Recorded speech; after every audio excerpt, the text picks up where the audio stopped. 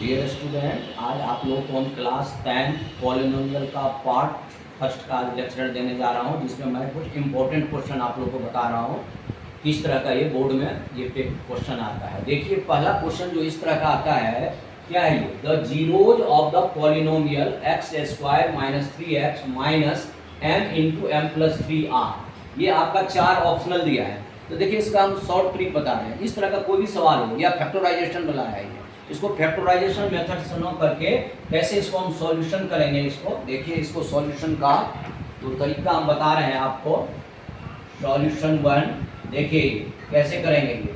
इसमें alpha plus beta कर दीजिए। अल्फा प्लस बीटा क्या होता है यहाँ? Minus b by a. Alpha plus beta जो होता है माइनस बी बाई ए, यानी कि सम ऑफ जीरो। तो माइनस बी बाई ए यहाँ क्या है? 3 हो जाएगा। अब ऑप्शनल में देखिए कौन सा दो जीरोज को जोड़ने पर 3 आएगा। तो देखिए बी को, यहाँ माइनस एम है और ये एम प्लस 3 है, तो माइनस एम और एम प्लस 3 को जो हम ऐड करेंगे तो क्या होगा? सम ऑफ जीरो। ये कट गया तो आंसर क्या हो गया? 3 हो गया। फॉर्मूले का वो क्या कर रहा है? वेरीफाई कर रहा है, इसलिए इसका आंसर हो गया बी। हो गया। अब सॉल्यूशन नंबर 2 में आ जाइए आप लोग। सॉल्यूशन नंबर 2 में क्या है बच्चे?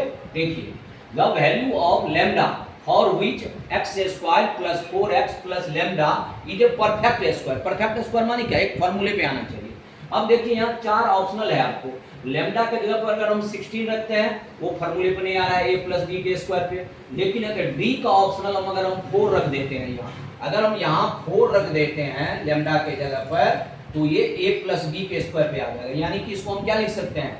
x प्लस 2 का होल स्क्वायर लिख सकते हैं। तो ये क्या हो गया? एक परफेक्ट स्क्वायर हो गया।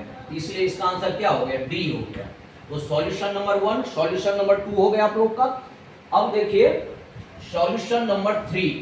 अब सॉल्यूशन नंबर 3 हम कैसे बनाएंगे? देखिए कितना इजी है ये।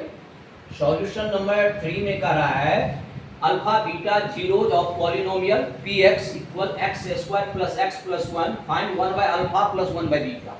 अब देखिए, यहाँ 1 बाय अल्फा अब प्लस 1 बाय बीटा है। एलसीएम लेंगे अल्फा बीटा, और ये बीटा प्लस अल्फा हो गया। तो बीटा प्लस अल्फा क्या है? Minus b by a. Alpha beta क्या होता है? C by a. तो ए से ए कट गया, क्या हो गया? Minus b by c. ये तो मैं आप लोग इसलिए समझाया हूं, इस तरह का कोई भी सवाल आए इतना नहीं करना है, ये ध्यान रखिएगा। डायरेक्ट लिख दीजिएगा 1 by alpha plus 1 by beta हो तो डायरेक्ट माइनस बी बाई सी लिख दीजिएगा।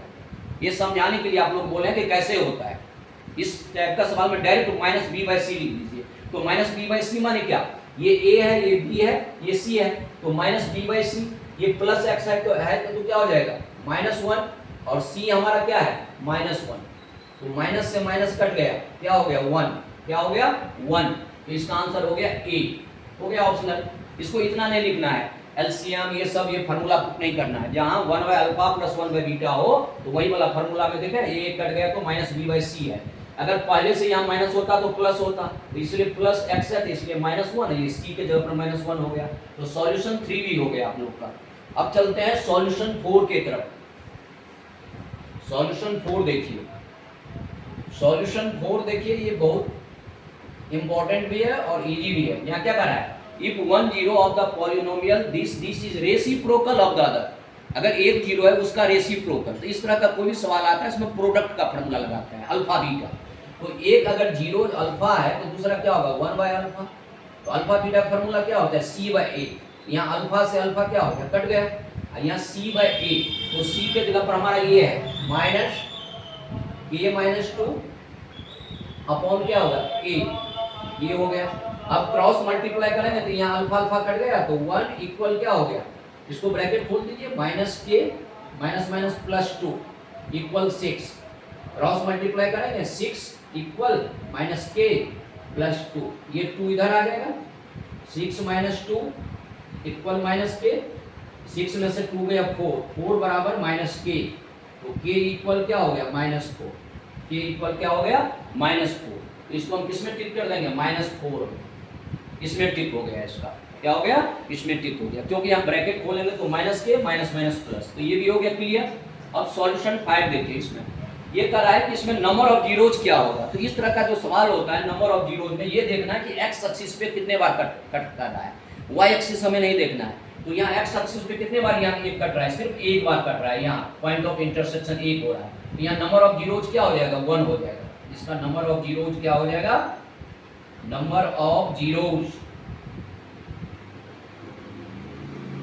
ये जो है 1 होगा। ये सॉल्यूशन 5 है। तो इस तरह का ये क्वेश्चन जो अगर एग्जाम आएगा तो आप लोग को इस तरह बनाना है। तो आज जो हम ऑब्जेक्टिव टाइप का क्वेश्चन पॉलिनोमियल पार्ट 1 का लेक्चर दिया हूँ, अगले दिन मैं शॉर्ट टाइप का क्वेश्चन का लेक्चर दूंगा, इसके बाद लॉन्ग टाइप का दूंगा। ठीक है, और ये वीडियो आप लोग को अच्छा लगे तो अपने दोस्त को आप शेयर करना। धन्यवाद।